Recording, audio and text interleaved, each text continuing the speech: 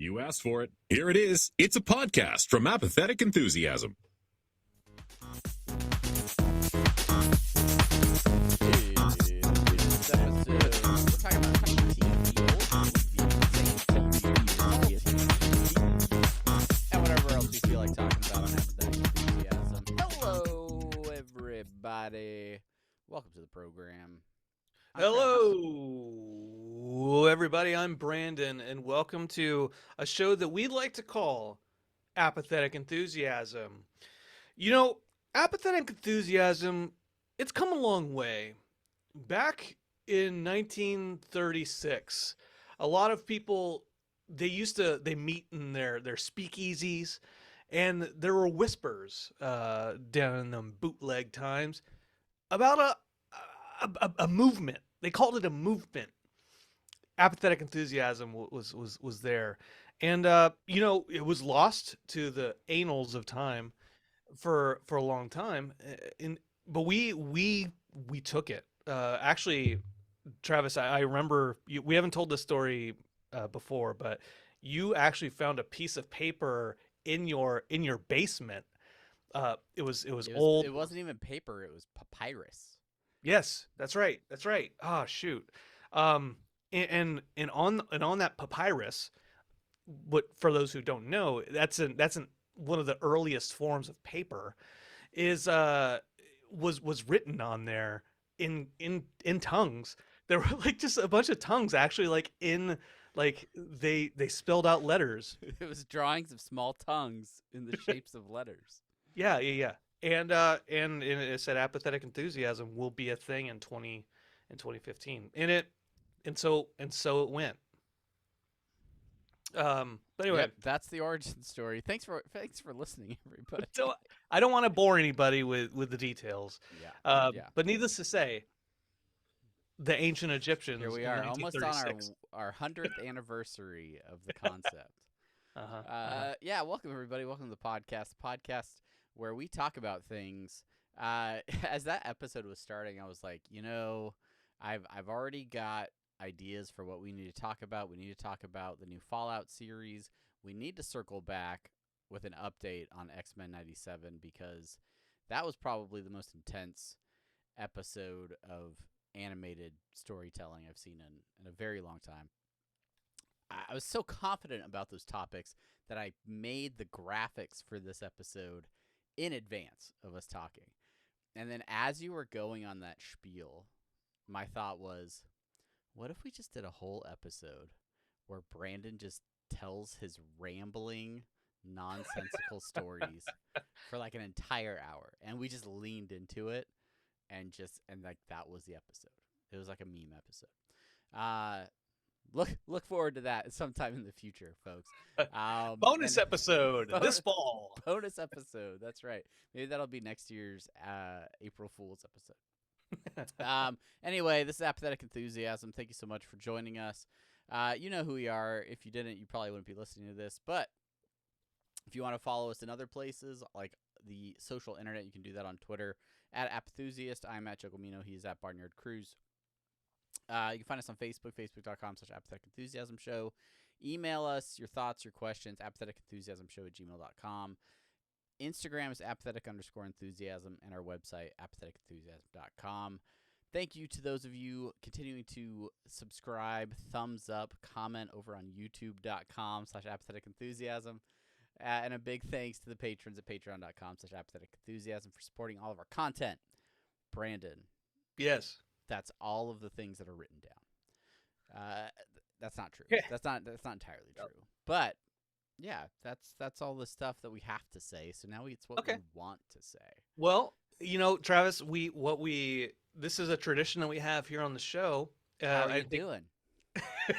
Yep. I avoided saying it. I was like, oh, I finished that. I'm like, how's your week going, Brandon? It's Monday. How's your week? Yeah. That's weekend. That's our tradition. Hey, Brandon, how's it going? Yeah. How the heck are you? I'm doing pretty good, Travis. And that's how I start it. That's how I start to answer the question. And I go, well, okay. So actually, here's a story from Brandon's life. right? And then we go into a little story, or a little song and dance, and like, oh, okay, Some and then like humorous anecdotes. eventually I start to feel selfish with the time. I say, well, I mean, what's going on with you, man? How are you doing? And you talk a little bit. Still playing Lorcana all the time. That's all I do. And then at some point in time, as we're talking about our week so far or our weekend, we transition naturally into whatever the topic is that we want to talk about that week. Yeah, and If then you have something. Despite how natural that transition is, you always make a point to call out the fact that we're transitioning from our normal topics to the planned content. Right. Like I go from our normal, like just rambling to, so Fallout, the series came out, right? But before we get there, I'm doing okay.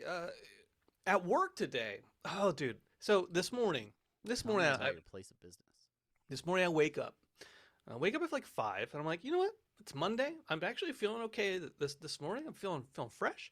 I get some coffee, and Sizemore and I, we play board games. To ride on a website, yeah. Basically every morning. He just sends me a rail sticker on Messenger. I sent him a rail sticker, and I said, "Let's fucking rail." That's what we that's our cue. We're ready to play a game. Take it right. Special. And so I'm, I drink my coffee, and I'm like, I'm gonna take a shower. Okay. So yesterday I put some Drano down the drain in the shower. Let it sit for 6 to 8 hours. I let the shower run a little bit long, before I got in. And then, okay, cool, it's draining. Great. I get in, shower nicely. I'm like, yeah, I'm feeling good. I do my hair. I got a nice little swirl. Everything is working for Brandon. I'm like, I don't even need any more coffee. I already had some coffee railing with Matt. I drive to work. Okay, listen to some music. This is going good. Okay, there's a truck in front of me on the freeway. They're like, hurry up. You know what? It's fine. It's fine. I'll just slow down and go back. Things are going smoothly. Okay. And then I pull into the parking lot at work. There's barely any cars in the parking lot. And our parking spaces are very, very small. As a matter of fact, like one of the engineers a couple months ago, went outside and was measuring the parking spaces to see how wide they were, because regulations specify that they need to be a certain width. Well, they found one that was not wide enough, and they complained to the business like, hey, one of these spaces is too small. Anyway. It sounds like that person needs more things to do with their time. And it wasn't me. It wasn't me. Was it you? I said engineer. I'm not that type of smart to be an engineer. And is that insulting? I don't know if it's so there's no cars in the parking lot. So I pull in without fear of hitting another car. I pull into the parking lot, like there's no space. I'm like, yes. I get out of the car. I start to walk in the building, and then as soon as I get into the space, like I badge in, boop. I walk in, and all of a sudden, like, ow, my head hurts. All of a sudden, like, there's like a little stab in my right temple. It's like a little rail piercing right into my forehead. Ow, that kind of hurts, doesn't it? Okay, well, let's start the day off with a headache. That's fine. And one of our coworkers, they got these potato balls from Porto's. And they're like, hey, come grab some potato ball. Oh, they're really good. They look like not softball size, but like baseball size, and they're filled with like potato. They're fried, but they also got like meat and like sauce. Oh, they're really, really good. So I'm like, I'm gonna grab some potato balls for breakfast. I didn't eat any breakfast, and I was starting to feel like, oh, I need to eat some breakfast. I start walking back, and then that sting in my head gets sharper, and then the lights are much brighter than they should be. And I'm like, oh shit. And then there are first aid stations all around this building, and they're full of potato balls. They're full of potato balls. I I stop at the first one I see the Excedrin migraine medicine, and I grab some and I pop that shit immediately. I had a migraine the rest of the day, and it sucked. At around like 1 o'clock, and I was bitching. I was bitching and moaning to whoever would listen. Even in professional emails, someone was like, "Hey, Brandon, do you know the status of this?" And I said, "Yeah, I do. I have a migraine. It sucks. I complain a lot. Here's the status. Blah blah blah. Also, I have a migraine. It sucks." I don't know if I said that. Per my last email, I have a migraine. So around like 2 o'clock, my team comes in. Hey, can we use the office, for a meeting? I'm like, yeah, sure. And they're talking a little bit, and then I make a joke, and then I say, "Fuck it, no, I can't do this." And I stand up and I'm like, "Okay, guys, I'm out of here." And I was like, I knocked some stuff onto the floor on purpose, and then my coworker Ava was like, "Oh, I'll pick up those scissors." Like, no, leave them. I'll pick them up in the morning. And then I come home and I go to sleep because my head hurts. And right now, actually, my head is fine on that side, but it's migrated over to the left side. Yeah, So you migraine. have a migraine while we're podcasting right now? Hell yeah. Let's do this. You could have postponed or something. No, Okay. couldn't. You were so All right. excited to talk about Fallout So and excited. X-Men. So excited. How are you doing? Your personal comfort is of no concern to me. So that we can talk about these television shows, these streaming television contents. I'm fine. I'm good. I'm great, grand, wonderful. I don't know. I felt nauseous earlier. Oh, maybe that was the point of it. It wasn't like the pain is not so. I'm gonna bitch more about the migraine for a second. It's not that the pain is like so great, right? It's just like everything is brighter. It's like a little, and not everyone's had a migraine, so like it's hard. It's tough to explain, but like to me, everything is bright. Kind of feel disoriented. I don't feel sick at all, which is the weirdest thing. Like I feel very, very healthy. I just feel this nagging like ice pick behind my eye. It's like it's not stabbing so hard. It's just kind of there, putting pressure on the back of my eye, and I started feeling nauseous too. And I'm like, oh, Well, this is. I want to die. I told everyone I was going to die. And so this morning I told my team in Microsoft Teams, I'm probably going to die. So I want to leave one last message to all of you about a memory I have of you. And so I went through all of my team and I said, I remember this about you. I remember this about you. I remember that, you do your checks on Thursday afternoon. So you find bad things on Thursday afternoon when we all leave for the weekend, and you should probably do it Monday morning, things like that. Well, it sounds like a very important day for you, like It was. introspective and actually over the weekend, my work did an open house and families could come and like visit. And check out where their family members work and all this stuff. And I actually have a coworker that used to work with you, and he's kind of like one of my bosses. But he was talking to my wife Sheena about you for a period of time, talking about how like influential you are and how much you've impacted his life, and how like.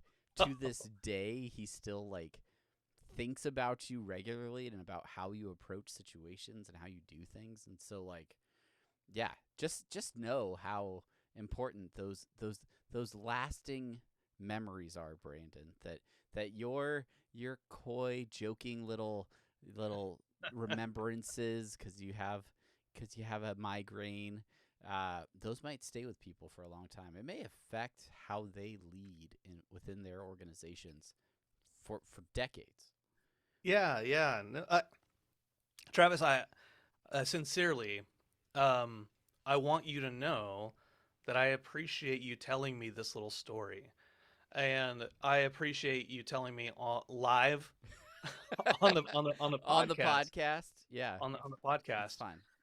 No, I do appreciate that. The thing with being remembered and being influential is, not it's that's nice. That's nice. It's nice to hear.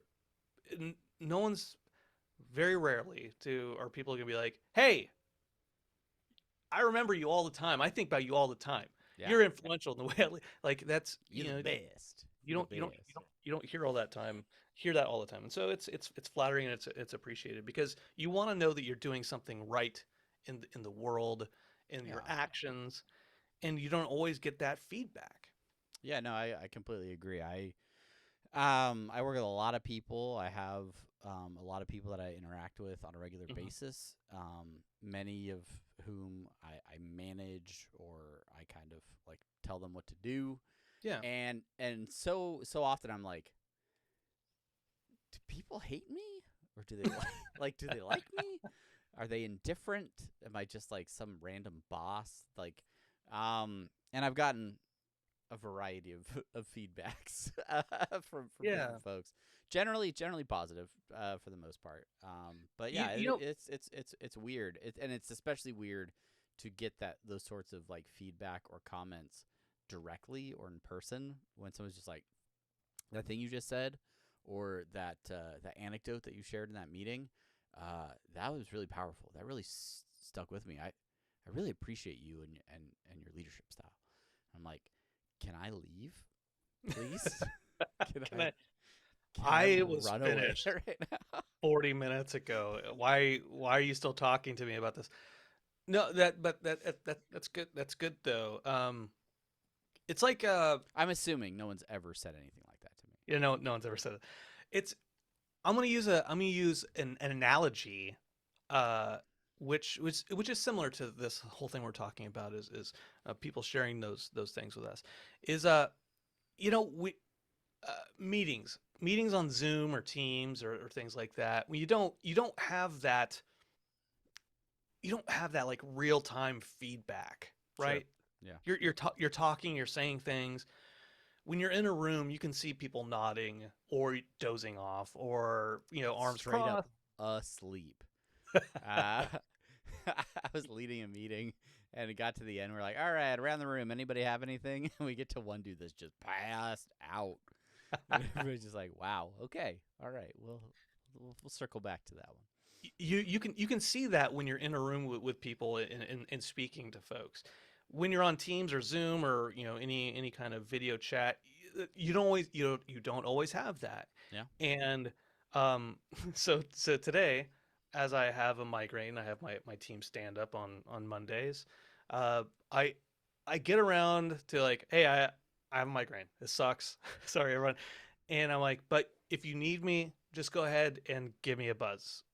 Just stop by. Just stop by the office and just bring buzz a potato ball. I think I did to say that. Bring me a potato ball. Just just buzz at me, and I will buzz back, just like bees. Actually, no, I take that back. That's not how bees communicate. Bees communicate by dancing. They don't. The buzz isn't how they talk to each other. It's actually like a dance thing. But I'm not going to ask you to dance for me. I'm just going to say like just do the buzz. Just do the buzz. No one's reacting. Well, I can't tell anyone's reacting because it's all on Zoom. It's all on Teams. I can't see them. We don't have cameras on. You don't know if they're laughing. You don't know if they're picking their nose. You don't know what's happening. Yeah. And then so after the meeting, one of my coworkers, Lillian, she sends me a message. She's like, just to let you know, I'm always cracking up whenever you're talking in these meetings. I know you can't tell, but like I think people think I'm crazy because all I'm doing is laughing. And that's nice feedback to have, but I wish I had the real time feedback. Yeah, and that's real time. And that's what I'm saying about you, Travis. I get it. Real time feedback. Mm-hmm.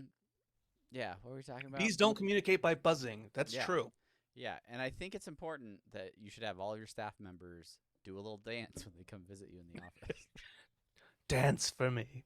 Don't let HR know about it. Anyway, dance for me before you turn in your quarterly meeting. Payroll certificates or whatever it is you do. You want to raise? Dance. Well, listen, all of these things that we're discussing, they're fine. It's just playful banter as we live in a society of rules and laws without a post-apocalyptic wasteland to deal with. But yeah, and this is great. This is a great segue, Travis. I think what you there's just a second said. there where I thought we were gonna legitimately do the bit where we just ramble on for the whole episode about whatever we want to talk about. But I really do want to talk about this new Fallout series on Amazon Prime. You want to talk about Fallout? Oh shoot! I want to talk about Fallout a little bit in general, right? Do it. So, obviously this show was announced a while back. We'd gotten some trailers. By the looks of it, of everything they'd shown, it looked very promising. I think the fact that Bethesda, the developer of the games, was very much involved in, like, they're part of the production house, right? Like I was hopeful that something good would happen. There's been a lot of game adaptations, movies and television shows based off of video games that don't really stick to, I don't know, like the core, like, lore of a video game. Yeah. And the thing about Fallout, if you've never played the games before, is there's so much story baked into these games. There's so much storytelling, characters, different things that you could replay these games over and over and have very different experiences, but the world building of Fallout is very consistent. And so I was very excited for those reasons, to see this show, which came out last week on all 7 episodes released at the same time over on Amazon Prime. But I was a little worried, right? Because I figured I would come into this series with bias, thinking as a fan of Fallout games, I'm gonna think about it a certain way. I might like it more because I'm already attached to the source material. So I didn't know if this was going to be a show that I would, like, watch with my wife. Like, she's not attached to X-Men. So I watch X-Men 97 on my own, working out, Saturday mornings, doing laundry, whatever it is. Yeah. I find different times to watch that. But I was like, I really want to try this out with Sheena and see what she thinks as a person that has no attachment to the original source material. And that X-Men 97 episode was so good. Let's talk about that real quick. We'll get to it. We will get to it. I'm just kidding. Transitions, Brandon. I'm trying to segue. Is that not the right time to segue? No, yeah, I feel you. So Silo came out on Apple TV. Yeah. Some time ago. We watched that. We talked about it on this show, and we had said, like, it feels like a Fallout, a little bit of a Fallout TV show, Yeah. right? Yeah. It is based on a novel, so Silo is a little bit different, but it did feel like, like that. It got me kind of excited for the concept of, like, a Fallout TV show. Yeah. And honestly, I don't remember if I knew that there was going to be a Fallout TV show until, like, earlier this year, or maybe late last year. They was like, or no, earlier this year, like, oh, here's a trailer. I was like, oh, there's a TV show for Fallout. That's great. Okay, cool. So I watched it with Chelsea. I watched Silo with Chelsea, and so I was excited to be like, yeah, okay, I'd like to, same thing. Like, I'd like her to see the show and to get her opinion. And also my 12-year-old, I was like, oh, he knows about the video games. Maybe he'd be interested. And he was not. He was like, I want to watch my iPad set. I'm like, all right, that's fine. Go for it. When Pip Boy shows up, you could see it. So yeah, we only watched the first episode because the first episode was like an hour and some change long, and it felt close to an hour and a half. Yeah. It felt very, very, very long, and not long in a bad way, but long in a is this feels like this should be the end of the episode. This feels like it should be the end of the episode. And we haven't had a chance to watch it again because because we're old people.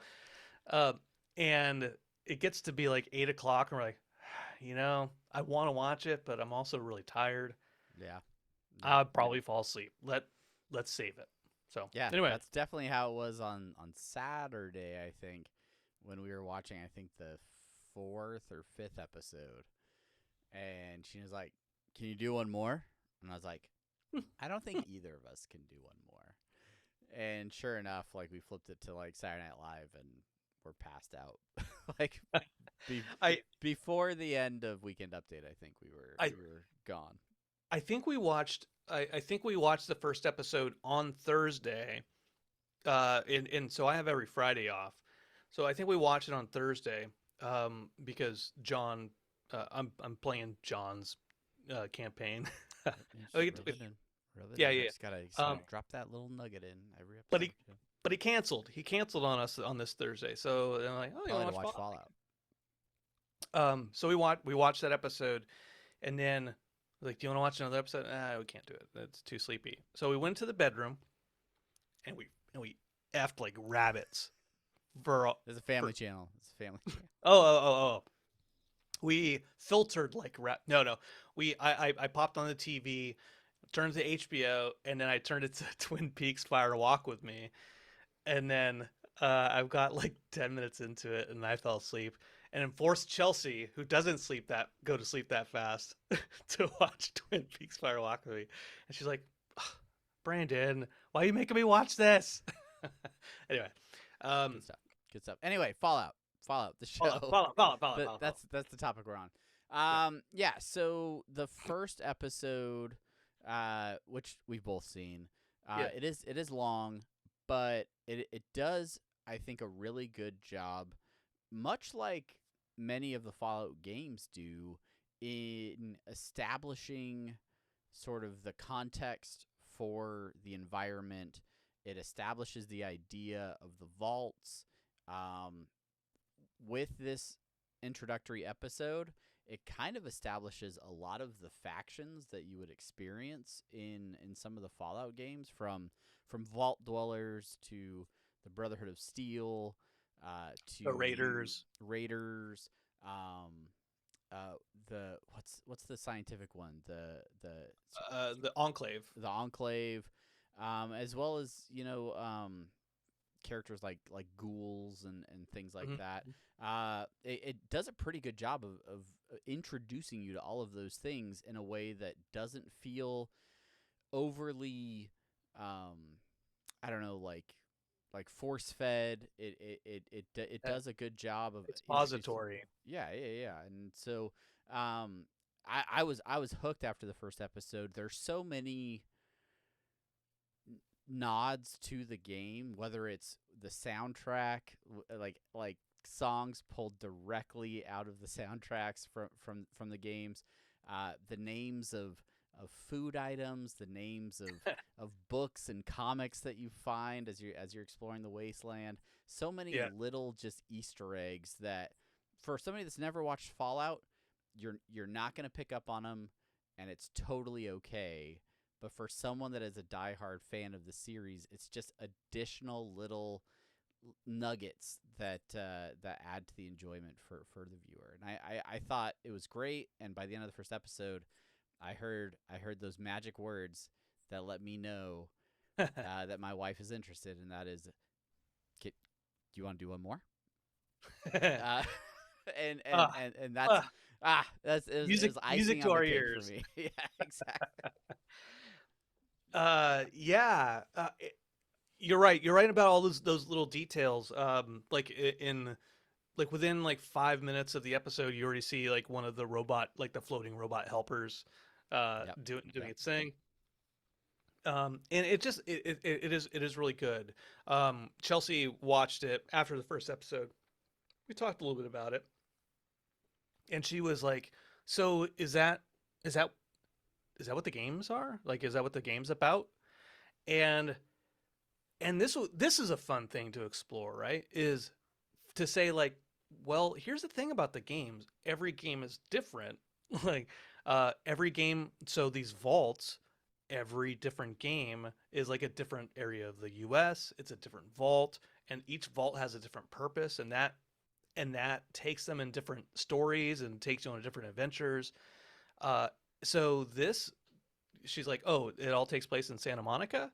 Like that was one of the first questions. Like, no, like this is a different vault in that world, and this is a different story that they're telling with this different vault, which is really really cool. She's like, Yeah, oh, that was sort of something that Sheena asked in a similar way, because as we're watching, I'm like, oh, there's that, and, oh, there's that thing, and like, oh, they totally nailed this piece, right? And even just like the vault door, the way that it was designed, the way it opened, I'm just like, oh, it's like exactly like the game. walking across the ramp, right? And Like, yeah. And so there's a moment where Lucy, who is the main character, main vault dweller character that leaves her vault, she comes in contact with Maximus, who is the main character from sort of the Brotherhood of Steel area. And this may have happened in like a second episode or something. it does, yeah. It hasn't happened. Doesn't happen in the first. But they kind of exchange a glance or exchange, and Sheena asked me in that moment, she's like, are they like love interests in the game? And I was like, oh, Sheena. Oh, Sheena. Like, none of these characters exist in the games, like, at all. Like, all of these things I'm nerding out about being just like the game, it's the environment, it's the lore, it's the rules. This is not, and this is actually her point. She's like, oh, this isn't like The Last of Us, where that's very story driven as a game, but it has a very particular story with specific characters. And when they make the series, they essentially just retell that video game story for television. And it's the thing about the Fallout series that if you're a fan of Fallout games, I feel like you would really enjoy the show, because every Fallout game stays within those contexts of the types of technology and the types of stuff that's going on, but tells a different aspect of a story from a different location. And this is like doing the exact same thing, except you don't have a controller in your hand. You're just passively watching it. You don't get to make any decisions. You don't get to do any you don't get to beef up your stats or anything like that. The series is you watching somebody play the new Fallout on Twitch. That's a little bit. Yeah. That's what it is. So crap. What I was gonna say is, the thing is about Fallout is, and why I think this series works to be a Fallout show, is Fallout the series is an anthology by itself. It's the stories are self-contained. There's references to other things. Brotherhood of Steel is a thing. Yeah, some lore gets messed up here and there, continuity and all that type of stuff between games is sometimes jacked up.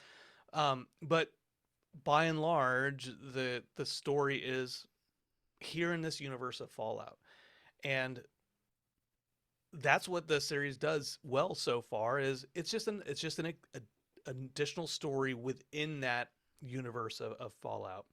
And it there are connections, there are Easter eggs, and there are lore connections. I have seen online talk about like continuation and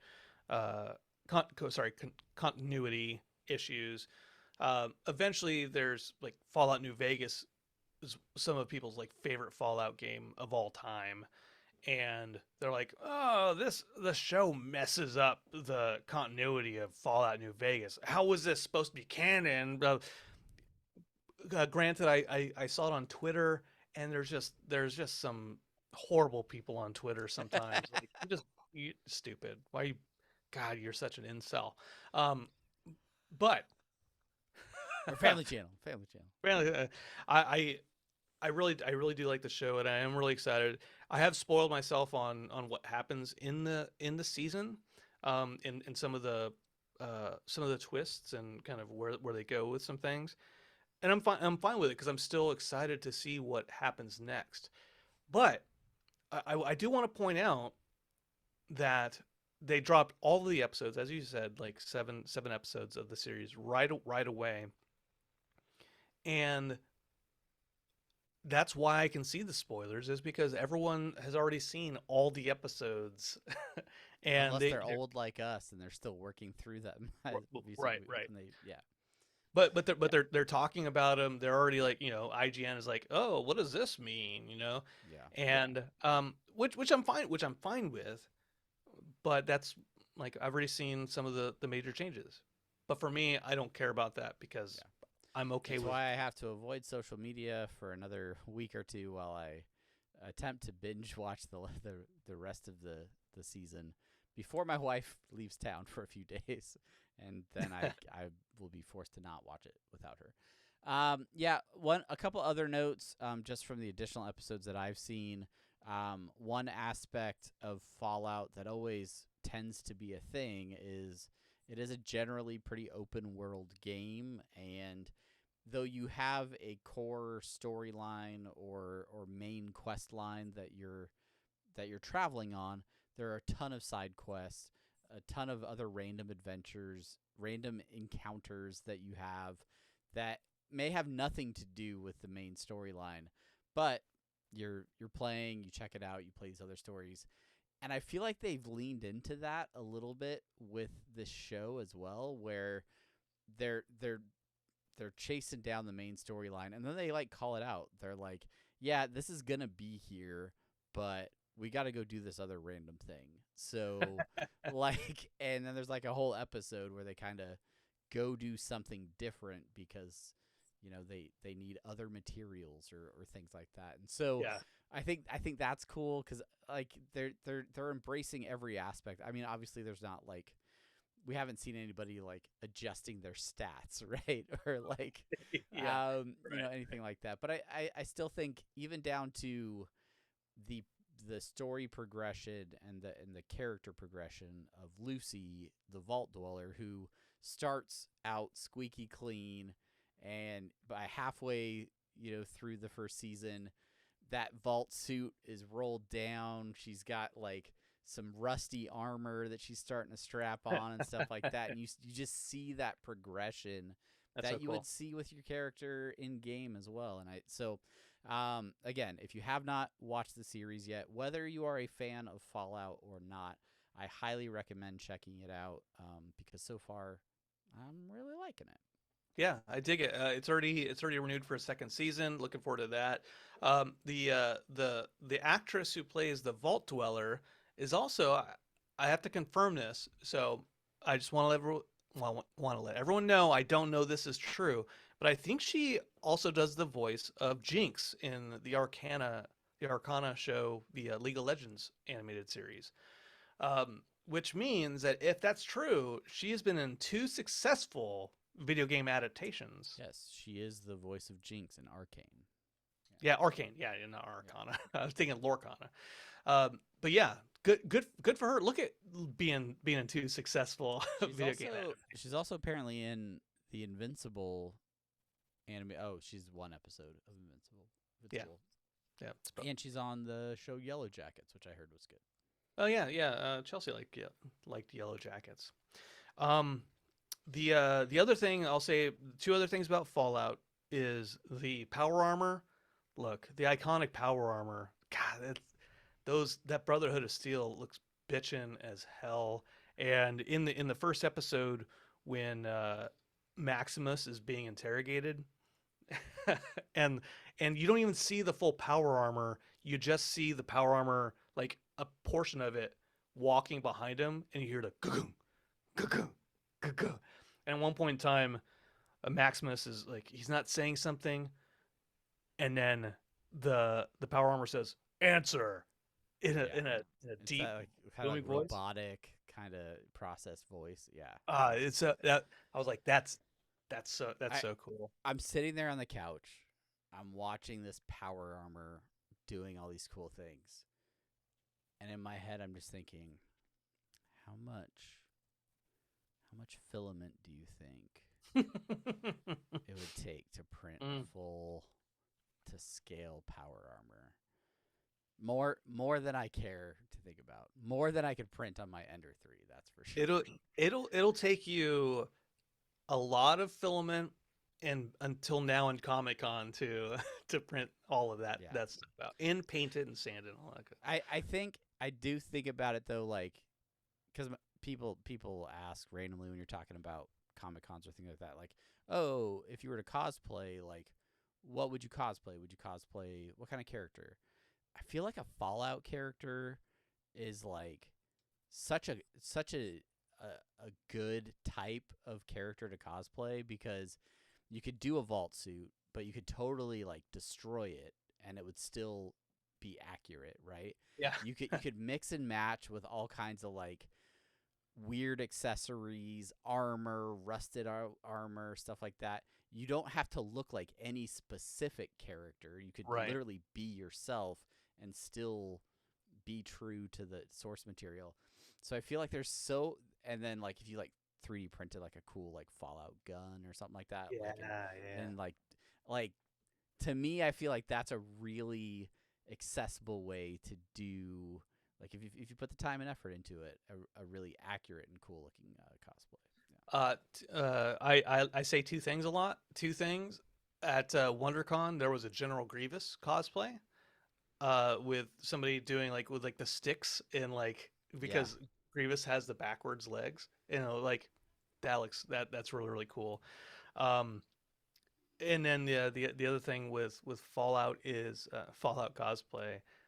Yeah, power armor would be so cool to do. But it'll never happen because I don't want to carry all that stuff. Just print it. We just need to print power armor like helmets. Yeah. to put on our like shelves. Right, like, because in the game you find different pieces of it, but you don't always have all of them at the same time. I do have a power armor Funko Pop up here that I've had just for like years, and there is a website that has a really solid file for 3D printed power armor, like as like a model. And man, we'll see. Maybe I'll cave and try just picking up that, so I got my own little desk sized power armor or something one day. But yeah, I mean, anything else about Fallout you want to talk about? So I mentioned a few minutes ago about them releasing all the episodes at the same time. Yeah. 7 episodes, and it's great because they're accessible. I can hit them up right away. And it's in a stark contrast to the other show we're going to talk about, which is X-Men 97, which they are doing they're strictly 1 episode a week. Here's an episode, wait till next week. Here's an episode, wait till next week. We watched the first 2 episodes of X-Men 97 came out the same day. You could watch, I think, right? I think. Yep. They did a 2 episode premiere, and then the other 3 episodes have all come out weekly. And so we watched, me and the family, we watched the first 2 episodes, and then the 12-year-old was like, "Ooh, you want to watch another?" I'm like, can't. It's weekly. Next Wednesday, we'll be here. We'll be here to watch the new episode. And so just real quick before we talk more X-Men 97, I just want to talk about, and we've talked about it on this show before, of course, releasing all episodes at the same time, releasing them separately. What do you think about that? Like about the two? I think it's interesting. I support the weekly episode release, especially for shows that are going to have a pretty large following from the get-go, because, and we've talked about this for 9 years, one of my favorite experiences was the 6-season arc of Lost. Loved that show, but what I loved most about that show were the weeks in between episodes, right? Like the show was great, but discussing and theorizing and coming up with all kinds of different ideas about the show with your friends, that was exciting. That was fun. Yeah. And then you all came together, Wednesday night next week, you watch the next episode, and then the cycle continues and you're talking about it again. And I think for a show like X-Men 97 that has its roots right in the 90s, in that time before streaming where television was weekly and you would watch a new episode every week and then you talked about it with friends, right? And maybe you, in this day and age, right, it comes out on Wednesday, maybe you don't watch it on Wednesday, you catch it Thursday or Friday, but you have that whole week to kind of catch up on that one episode, and you're still in that cultural zeitgeist, right? You're on par with your friends, talking about the episode, talking about the same things that are happening. With Fallout, I came to work today on Monday. Hey, have you checked it? Have you taken a look at Fallout yet? Have you watched it? Oh yeah, I watched all 7 episodes. I thought, okay, hold on, I'm only on this one. oh, the other person that walks in. Well, I've only watched 2 of them so far. So now we're caging our conversation. I know what happens here, but I'm not going to discuss that because I don't want to mess it with this person. And you got to keep watching it because when this thing happens, it's like, okay, hold on. So there's a little bit of synchronization that isn't happening when right. Yeah. Whereas with X-Men, you were like, dude, this episode hits so hard. And then I get another text from my friend at work, and he's like, did you watch it? Like, oh my gosh. And it's not did you watch the 4th episode or the 5th episode? Like, it's the episode for the week. Yeah. And so I think that that night I sent a message to, I'm like, I have my work phone. And so in the work phone on Teams, I send a message to everybody. I'm like, who watched the latest episode of X-Men 97? Please, somebody, don't leave me hanging like this. Somebody has to have watched it, right? But so I want to talk about X-Men 97 again, but I feel like that, like, releasing episodes one by one tends to be more impactful than releasing them all at the same time. And I'm like, I'm trying to think of, and of course this is anecdotal, but I'm trying to think of a show or a series that has come out since dropping everything all at once. Let's just drop them all at once. That has like really maintained its resonance with me over time. Yeah. Maybe some of the Daredevil show, like those things. I don't know. Maybe I'm being biased right now. Are there any series that have come out like that for you, and you're like, yeah, no, this one is the one that I always think of, and all the episodes came out at the same time?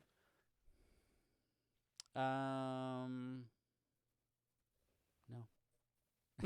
Like, I think it's weird because when a show comes out, drops a full season or something like that, it feels sometimes less like a series and more like a really long movie, right? Mm-hmm. And so when you have a really impactful ending to an episode, like, I don't know, I Can't Feel You, right? And that resonates with you for seconds before the credits roll.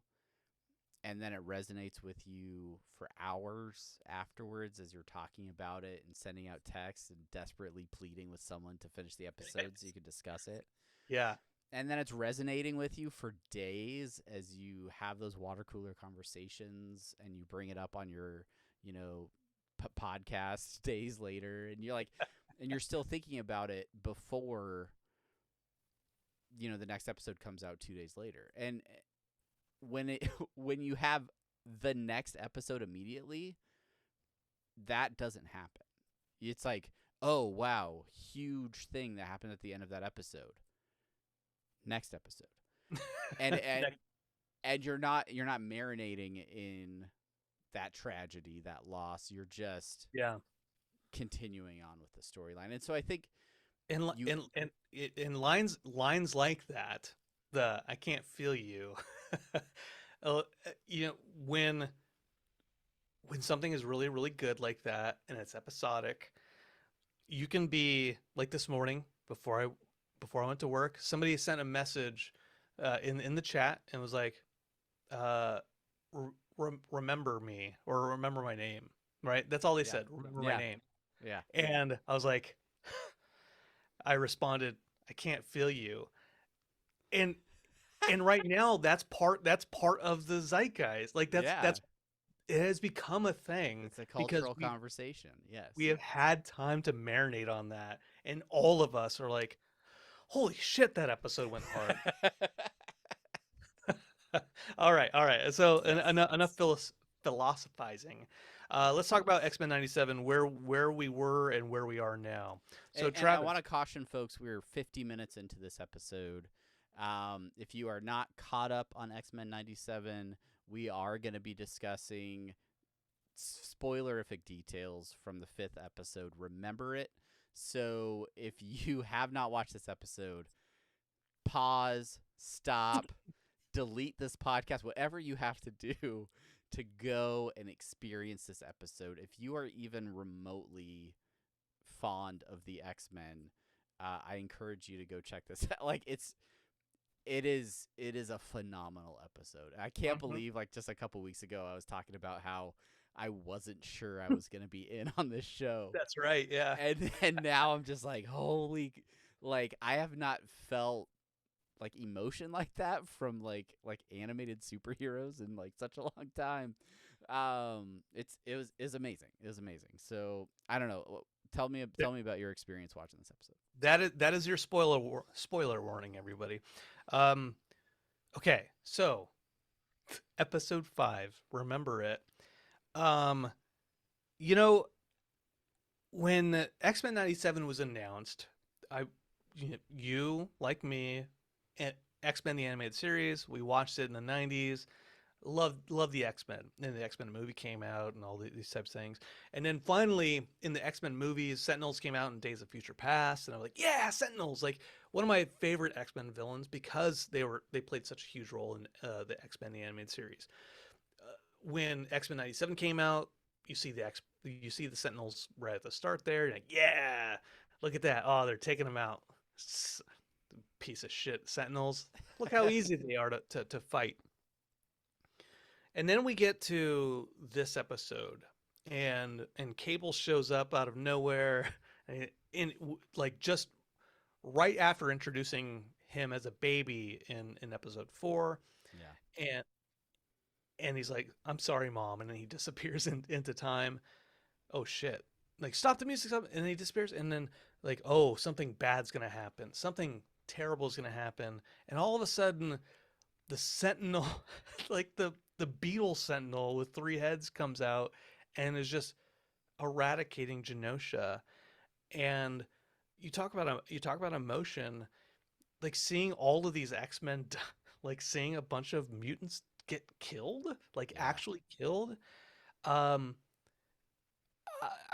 There's so much to pull from this episode. I mean, I would go even I don't know. further back. I'm everywhere. Because, like, it, for me, this episode didn't start with that moment where it was like intense. Like, they're discussing Genosha as like a member of the UN. It's the big celebration. There's political intrigue because like, Cyclops gets pissed off at the interviewer. Like, oh no, and then him and Real Jean are having some marital issues. Like, he's psychically connecting with the other Jean, and there's like this whole like, he's like emotionally cheating on her and all this stuff. And my 12-year-old's like, oh, this doesn't bode well for Cyclops and Jean. Like, oh yeah, it doesn't seem like it, does it? Right? And that's not even halfway into the episode. And then you have the whole thing with them wanting to make Magneto like the president of Genosha or whatever, or like the ruler, and you deal with like. Well, before that, they introduced earlier in the season the whole Rogue and Magneto have a thing going on because Magneto can touch Rogue because of the whole magnetism thing, and then it gets into the United Nations, him being the president of Genosha, and then like he's like, I need somebody from the X-Men to make me look like a good guy. I am a good guy right now, but I need somebody to make me look like a good guy. And then I need you to be my queen, Rogue. I need you. And then Rogue, being like, yeah, and then breaking up with Gambit essentially, and then like doing that like steamy, floaty flying dance where they're all like, and like I'm like, this is an animated show, like, and this is some pretty like sensual stuff. And then the 12-year-old's like, oh, this doesn't bode well for Gambit and Rogue, right? No, son, it does not. No, it does not. But then she flips the script and she's like, you know what? Like, some things are more. What is it? Some things are more than you can touch, or something, or touch, or and it's like she's got a thing for Gambit. Like she's she's not, and so even she can't touch Gambit. She's like, I want to be with him. Like, and you're like, all of my emotions are all over the place, and there's like love, and there's betrayal, and there's all these things, and then and Nightcrawler shows up. Nightcrawler's there, bamfing all over the place. When Nightcrawler shows up, I was like, "That's my favorite X-Men. That's my favorite X-Men." And then he's like, 9/11 happens. No, but before that, like, sorry. Nightcrawler says, like, talking to Gambit is like, like we measure love by our by forgiveness, right? Like there's no love without sin because we measure love in our ability to forgive, or something like that. Whatever that line is. The writers are killing it on the show. They are fucking destroying it. Okay. Then Mutant 9/11 happens. And it, like, the emotional shift, the sudden chaos, the sudden snap into action to try and save people that they cannot save because they're overpowered at times. The entire sequence, it goes from devastation to devastation between what's going on with Magneto, what's going on with people just getting lasered out into nothingness. Well, so they all this this personal drama shit is going on at the same time as they're showing Genosha. They're like, hey, finally there's a place for mutants to coexist with like there's a place to call their own. This is so great. And they're playing the Ace of Base 90s song Happy Nation. And you like it's like, this is great, by the way. It's perfect. There's mutant culture going on. Everyone's happy and thrilled. Like, it's so great. You see the Morlocks. The Morlocks are getting along. You see some of the I forget, but it's like Emma Frost and the people from like X-Men First Class. I forget the name of that society, but like some of them are there. A bunch of representatives, mutant kind. They're all there. They're united. This is great. Everything is happy. And then Cable shows up, as I said. Stop the music. Shit's about to hit the fan, and sure enough, it does. And all hell breaks loose, and it completely undercuts every happy thought we had in this episode to that point in time. Even like the personal drama stuff, it undercuts all of that. It's like none of that shit matters anymore because there's a gigantic beetle sentinel. It doesn't matter in the moment, but also it underlines everything else that happens, right? Because you have this sort of love triangle between Magneto and Rogue and Gambit, who then put all of that aside to get to action and try to help people. But then as one by one they're all meeting different fates, the effect of that loss is compounded by all of that emotional drama that you experience for the first 20 minutes of the episode. Yeah, man. Yeah, it's so again, spoiler territory. Here, let's explore this triangle. this death triangle. Uh Magneto, who is like in love with Rogue, he's like, I want her, like I want her to be with me. Like, don't be with Gambit. And he's treating Gambit like shit the first 15 minutes of the episode. He's like, whatever, fuck off, basically. Uh, right before Magneto goes away, he is protecting Rogue and Gambit from dying and be like, stay over there, don't die. He's like, this is fine. This is my fate. By the way, him saying in German, like, don't fear or whatever it says, the Leech. I'm like, after Leech earlier was like, Magneto promised that nothing bad would happen to me. Yeah, we won't have to be afraid anymore. Oh, Leech, oh no. Okay, so then Gambit, as Rogue gets pissed off because there goes Magneto. Oh, she freaks out. She's going to. And then he's like, he loves her so much. He's like, nah, ain't gonna happen. Let me charge up this bike, knock you out. And I'm gonna take the Sentinels on. Like, fuck, man. Fuck. I want to watch the episode again. It's, I went back and rewatched the last, I don't know, 10-ish minutes of it just to kind of get the emotions fresh right before we recorded, because it has been a few days since I watched it, but it's